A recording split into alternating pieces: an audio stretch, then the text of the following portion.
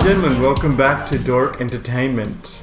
Today we have a very special review. We watched this movie last week, Godzilla, King of the Monsters. Yes. Yeah, it was an awesome movie. It was a bloody awesome movie, We got some memorabilia here. It's a very special cup.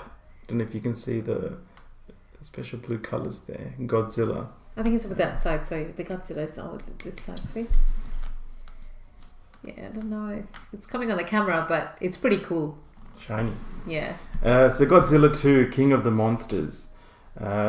This was a sequel to the previous Godzilla movie. We'll start with the ratings. So what did you rate this movie? I would rate 8.5. 8.5 out of 10? Yes. Okay.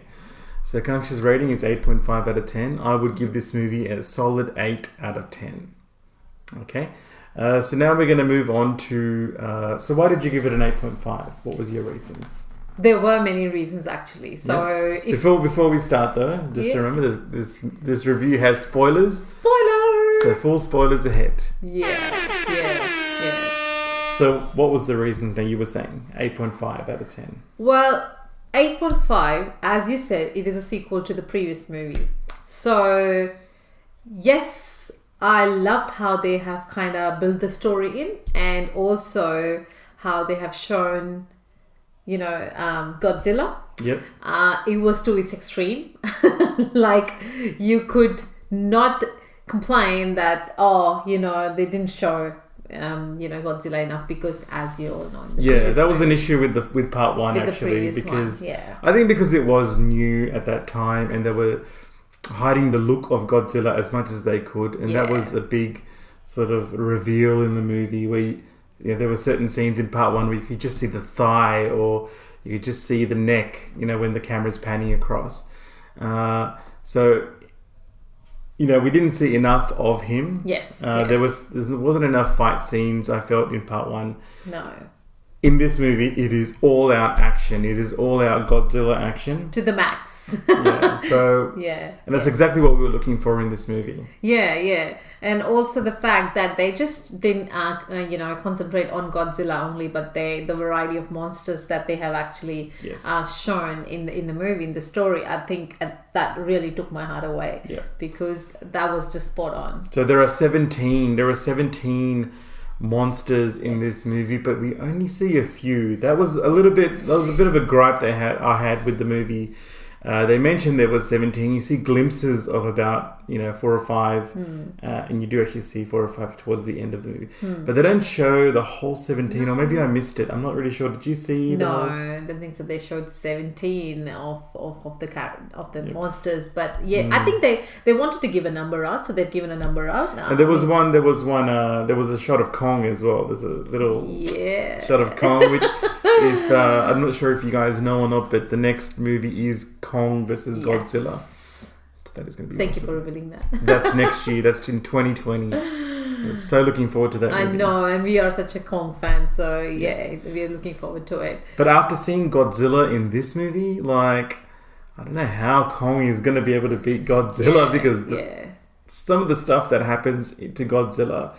So the evil character in this, or evil you could say, the monster is Ghidorah, King Ghidorah, the 3-headed dragon. Wow. Yeah. So he was pretty crazy. Now we'll just talk quickly about the CGI of Ghidorah. Yeah. So what did you think of the CGI? I found initially the CGI was not that great in the beginning shots of the movie of Ghidorah. Towards the end, though, I really felt like it picked up. Yeah. They used a lot of... Sometimes in movies, they use a lot of shaky cam, and they use a lot of effects like rain or snow, to hide the fact that the CG isn't that great. Yeah. But when you do see Ghidorah in all of its glory, it is absolutely magnificent. Yeah.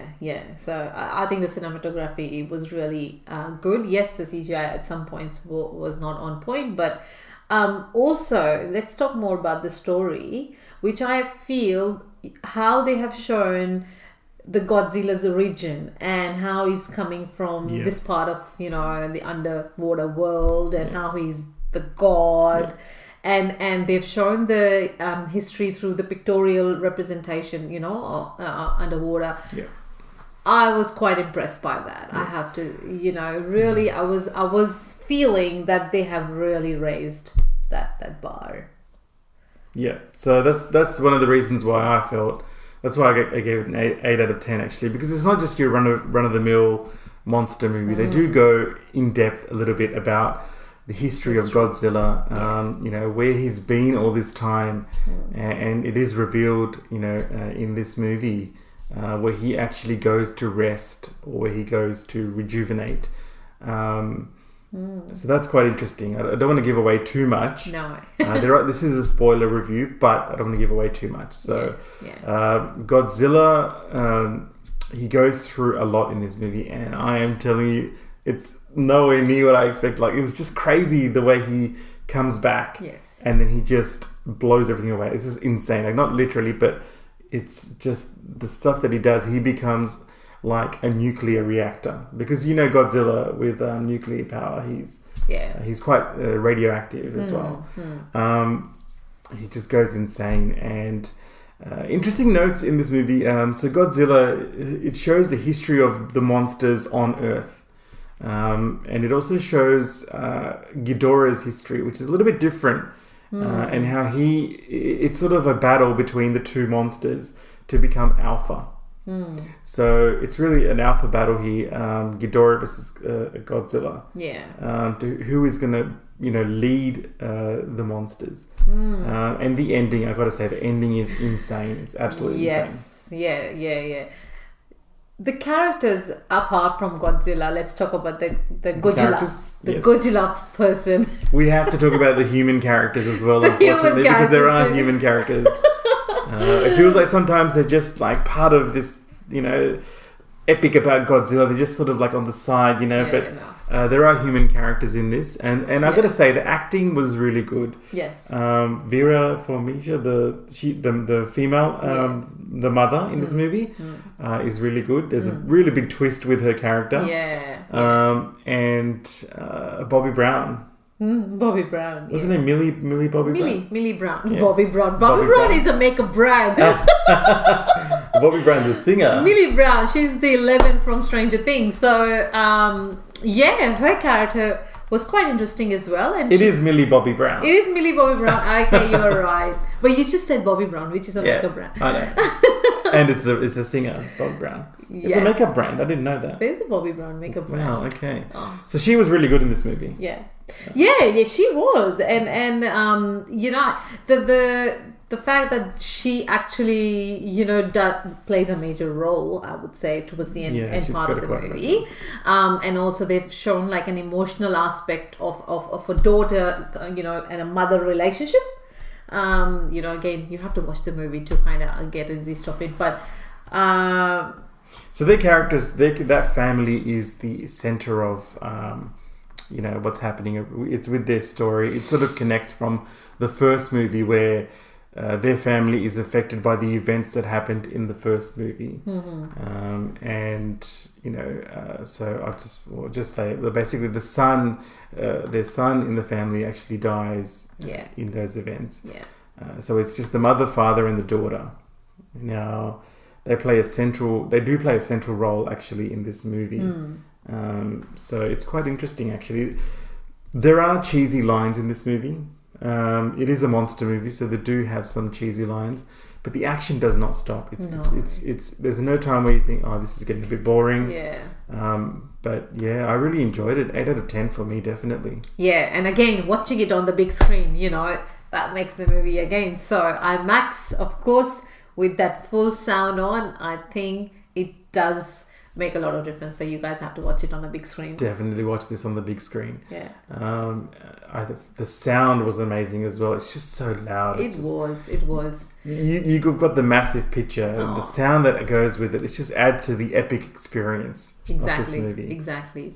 And also maybe we need to give credit to that character that has come to an end in this movie. Yes. I don't remember his name. The Asian character.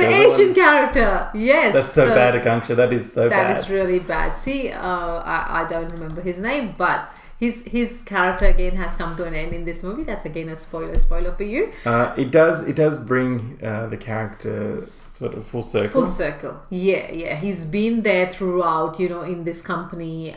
He's been trying to save the Godzilla, and he really adores Godzilla, and he wants to look after it, and he doesn't want anyone to kill it.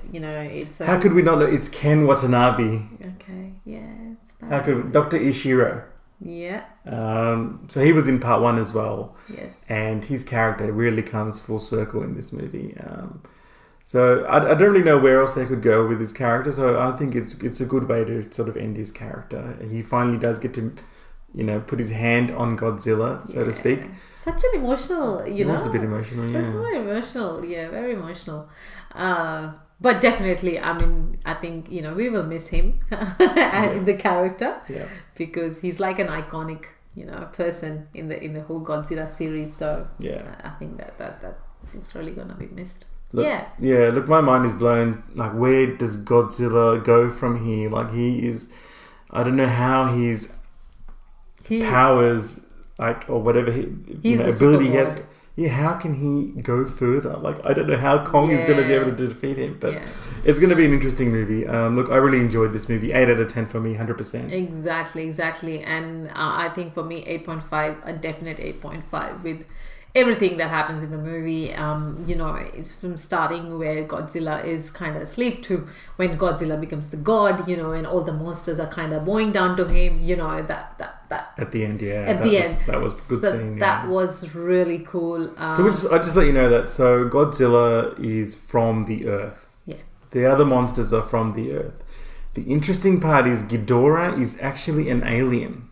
So Ghidorah is an alien. Which was quite interesting. I found that quite an interesting twist. Yes. So Ghidorah as an alien is trying to become the alpha of these monsters from Earth. Yeah. Whereas Godzilla and the other character which I found really interesting was Mothra. Yeah, Mothra. So Mothra is... Beauty. They call her Queen Mothra and King Godzilla. So... Yeah. Interesting. And how they both helped each other in the big fight that happens at the end. I think that was pretty fascinating as well. And they've shown the beauty of Godzilla and Mothra, in their own aspects, like how Mothra comes out from a little cocoon and becomes a nice, shiny butterfly and moth. Okay. Moth. And how Mothra helps Godzilla at times in the fight. So amazing. Yeah. So story wise, it is you think it would be quite basic, but it is. There are enough twists and turns there to keep you interested. Box office wise, interestingly enough, in America, it's a bit average actually. It's only made $51 million US in America, but the foreign accounts it's 130 million. So 70% of its earnings, it's a total gross worldwide 180 million. Okay. 70% is from overseas, and only 30% they've got here is from America. Interesting. I guess there would be a big market in Japan. Yes, and the Asian market coming from. Yes, definitely. Yeah. So I think it's done pretty well. The production budget estimate is about 170 million. So it has exceeded, but they do need it to go further to consider it a hit. And it's just come out, so it still has time. Yeah. And it's been up against competition, including Aladdin as well. Let's see how it goes. Hopefully it can go a bit further. We've got Kong versus Godzilla guaranteed anyway next year. Yeah. I hope you guys enjoyed the movie as well. Please let us know your ratings down in the comments below. Please like the video, subscribe, and we'll see you in the next one.